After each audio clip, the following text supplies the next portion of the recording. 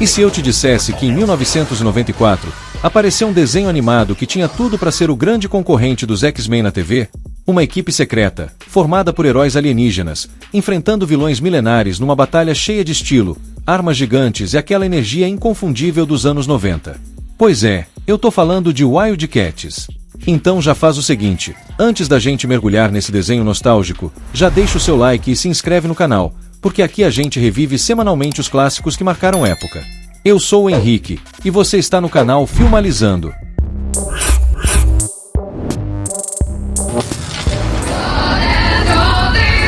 Numa distribuição Tinection Wildcats. Para entender a importância de Wildcats, a gente precisa voltar ao começo dos anos 90. Era o auge da febre dos super-heróis. A Marvel dominava com o sucesso estrondoso do desenho dos X-Men, e do outro lado, a DC fazia história com Batman, The Animated Series. Enquanto isso, no mundo dos quadrinhos, o movimento mudou completamente a indústria, a criação da Image Comics. Artistas que estavam no topo, como Jim Lee, Todd McFarlane e Rob Liefeld, saíram da Marvel e fundaram sua própria editora. Isso deu origem a histórias ousadas, com traços exagerados, armas desproporcionais, músculos gigantescos e muita atitude. Foi nesse cenário que o Jim Lee criou os Wildcats, dentro do estúdio Wildstorm. E não demorou para a CBS enxergar ali uma chance de competir com o sucesso dos X-Men, transformando a HQ em uma série animada que tinha tudo para ser a nova febre dos desenhos de sábado de manhã. Peraí. Temos que pará-lo.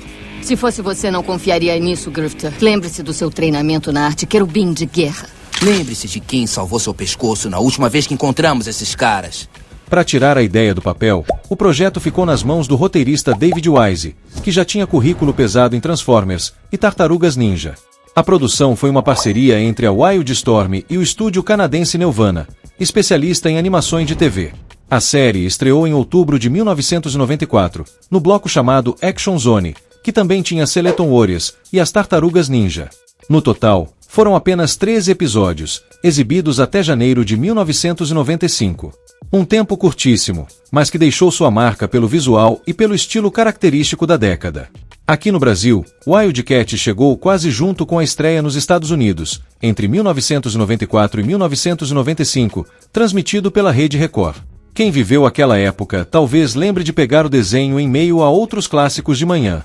Ele não teve tantas reprises quanto X-Men ou Homem-Aranha, mas quem viu, guarda até hoje uma memória especial.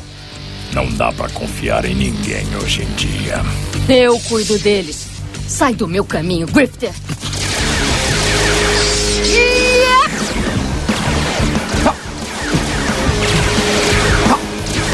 A trama é simples, mas cheia de possibilidades.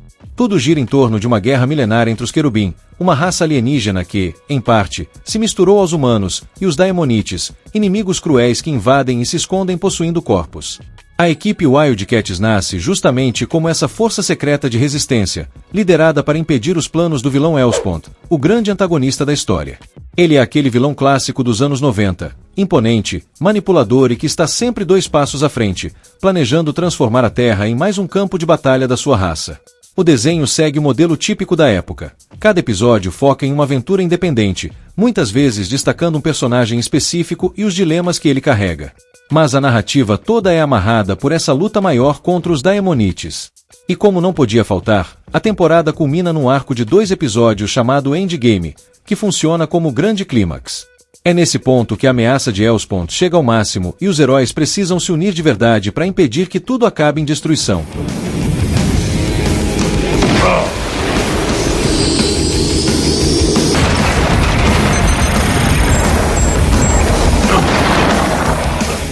O que realmente dá identidade à série são os personagens.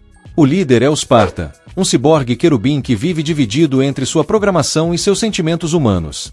Ele é o símbolo do dever, mas também da dúvida. Logo atrás dele vem o Grifter, talvez o mais carismático do time. Um anti-herói de carteirinha, sarcástico, cheio de estilo, pistola sempre em punho e aquele ar de fora da lei que conquistou muita gente.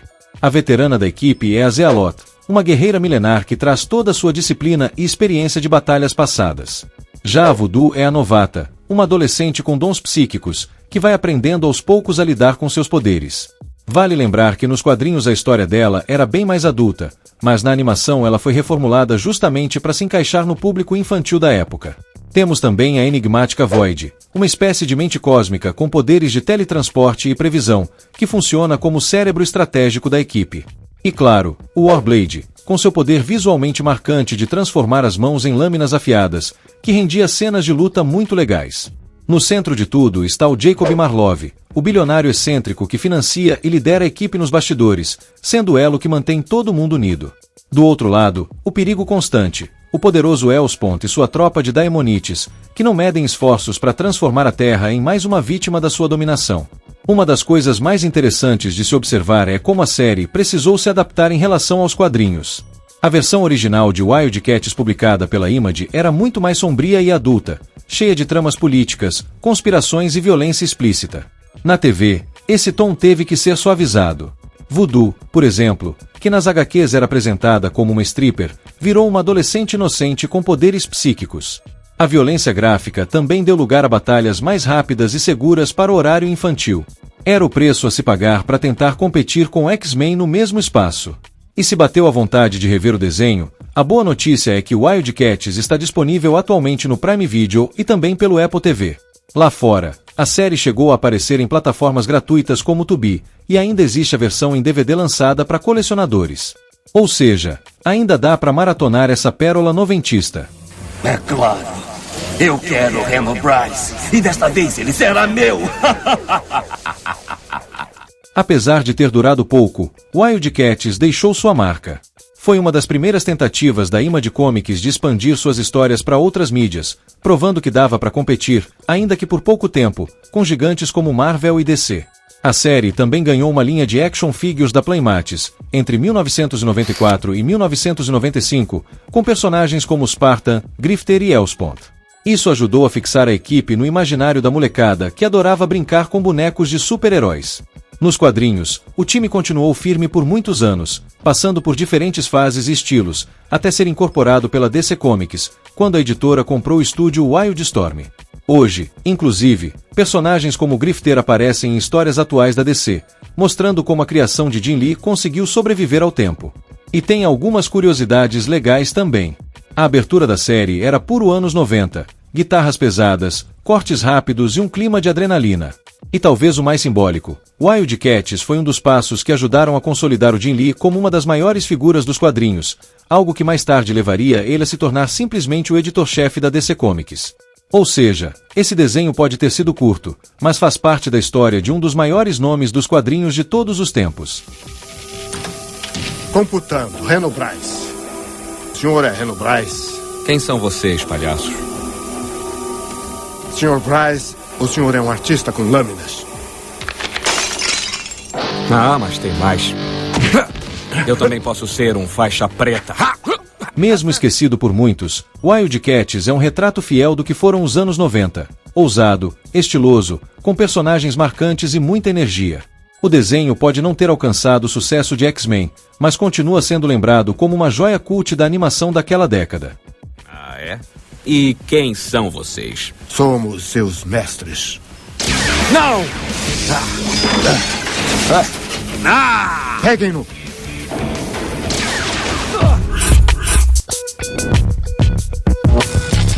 Mesmo esquecido por muitos, Wildcats é um retrato fiel do que foram os anos 90. Ousado, estiloso, com personagens marcantes e muita energia.